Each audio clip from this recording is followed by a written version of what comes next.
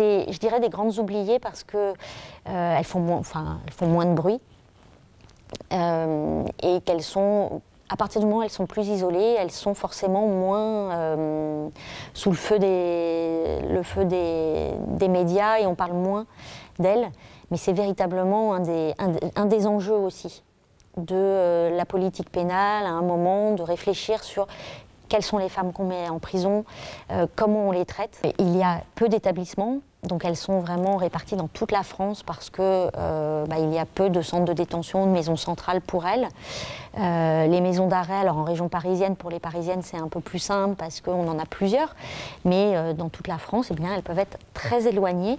Et donc c'est forcément par la suite des conditions de détention plus dégradées encore, parce qu'elles ont moins de visites, notamment si la famille est loin.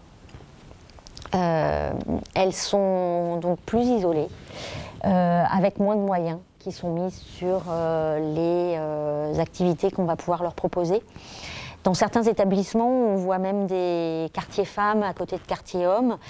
Elles sont peu nombreuses, les hommes sont plus nombreux, donc toutes les activités, ou en tous les cas une majeure partie des moyens sont mis sur les activités hommes et les femmes sont délaissées. Après, je crois qu'en plus, il y a un regard moralisateur et culpabilisant sur une femme, et notamment une femme qui va avoir des enfants, sur l'acte qu'elle a pu commettre, sur le fait qu'elle se retrouve en prison et qu'elle les abandonne, bizarrement moins culpabilisant sur un père que sur une mère.